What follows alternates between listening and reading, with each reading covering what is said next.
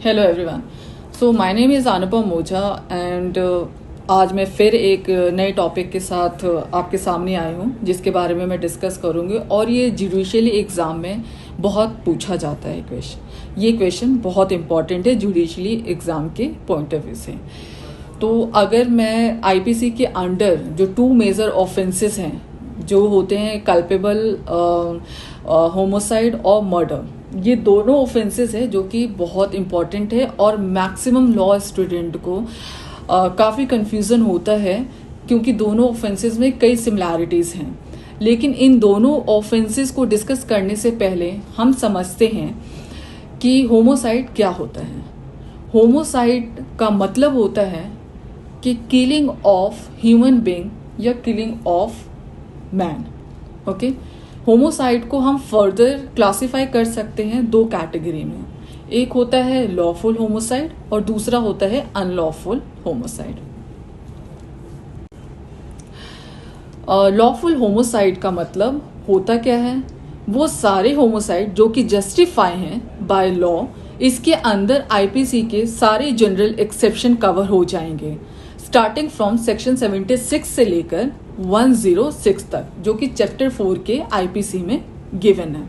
ठीक है, तो ये बेसिकली होता क्या है मैं एक एग्जांपल से आपको बताती हूँ। एक पुलिस ऑफिसर है जिसने एक लीगल ड्यूटी परफॉर्मेंस में कोई एक ऐसा एक्ट करता है जिससे किसी पर्सन की डेथ हो जाती है, तो वो मर्डर नहीं कहलाएगा बिकॉज ये जनरल एक्सेप्शन में फॉल करेगा। For more knowledge related to general exception आप दूसरे वीडियोस को देख सकते हैं। दूसरा कैटेगरी आता है under homicide which is unlawful homicide. Unlawful homicide का मतलब होता है वो सारे होमोसाइड जो कि जस्टिफाइड हैं, जस्टिफाइड नहीं है बाय लॉ।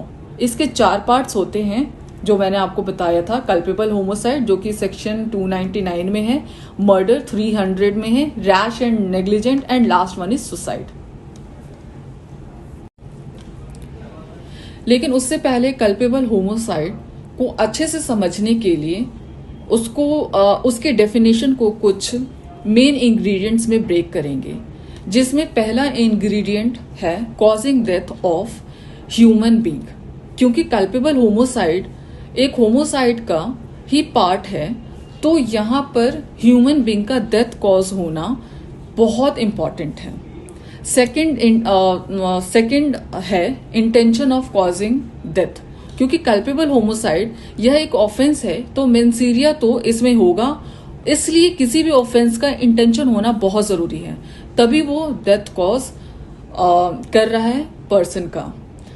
थर्ड इंग्रेडिएंट है intention of causing bodily injury likely to cause death. अब कोई भी बॉडी इंजरी किसी पर्सन को इन्फ्लिक्ट करना जिससे चांसेस है कि उस पर्सन की डेथ हो जाए, तो इस कंडीशन में कल्पेबल होमोसाइड कहलाएगा। क्योंकि यहाँ पे लाइकली यूज किया गया है, यानी कि यहाँ पे प्रोबेबिलिटी ऑफ कॉजिंग डेथ उस बॉडली इंजरी के कारण बहुत कम होता है as compare to murder. Hello everyone. कल मैंने ऑलरेडी आपको बताया था कि कल्पेबल होमोसाइड क्या है, वो सेक्शन 299 में आता है। आज जो मैं कवर करने वाली हूँ वो हम मर्डर के कॉन्सेप्ट को कवर करेंगे। जो मर्डर स्टेटेड है वो सेक्शन 300 आईपीसी में कवर है। ठीक है, जो इसकी डेफिनेशन है, जो इसके इंग्रेडिएंट है, हम सेम कल्पेबल होमोसाइड की तरह ही उसको ब्रेक करते हैं जैसे हमने कल्पेबल होमोसाइड में किया था। पहला इंग्रेडिएंट है हमारा first causing death of human being. अब मर्डर का फर्स्ट इसेंशियल कल्पेबल होमोसाइड के फर्स्ट इसेंशियल से बिल्कुल सिमिलर है, दैट इज दोनों में डेथ कॉज होगा। Comes under the second essential intention of causing death. अब मर्डर का सेकेंड इसेंशियल भी कल्पेबल होमोसाइड के सेकेंड इसेंशियल से एकदम सिमिलर है, लेकिन डिफरेंस कहाँ पर आता है, मर्डर में डिग्री ऑफ इंटेंशन जो है वो बहुत ज़्यादा होगा और कल्पेबल होमोसाइड में डिग्री ऑफ इंटेंशन इंटेंशन कम होगा। ये डिफरेंस है दोनों में जो कि हम ये समझते हैं। तो फर्स्ट और सेकंड जो एसेंशियल है वो हमारा सेम है।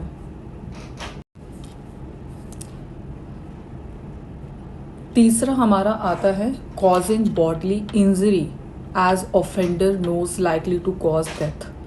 यानी कि यहाँ पे भी लाइकली वर्ड ज़रूर यूज़ हुआ है जहाँ पर ऑफेंडर एक ऐसा बॉडली इंजरी इन्फ्लिक्ट कर रहा है किसी पर्सन पे जो कि रिजल्ट करेगा डेथ में, या फिर किसी बॉडली इंजरी के कारण उसकी डेथ कॉज होगी। लेकिन क्योंकि ये सेम इसेंशियल कल्पेबल होमोसाइड भी डील करता है, तो फर्क कहाँ पर आता है? डिफरेंस ये है कि यहाँ पर degree of probability of death ज़्यादा होगी और यहाँ पे कल्पेबल होमोसाइड में कम होगा। यानी कि बॉडली इंजरी से डेथ कॉज होने में प्रोबेबिलिटी या चांसेस मर्डर में ज़्यादा होती हैं।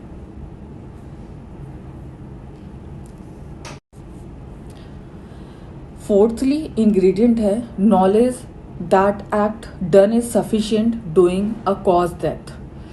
सो इसमें डेथ कॉज होगा, इंटेंशन भी होगा, बॉडली इंजरी भी कॉज होगी और नॉलेज भी होगा। उस एक्ट से किसी भी डेथ कॉज हो सकती है, लेकिन डिग्री ऑफ जो इंटेंशन है वो ज़्यादा होगा, डेथ कॉज की प्रोबेबिलिटी भी ज़्यादा होगी।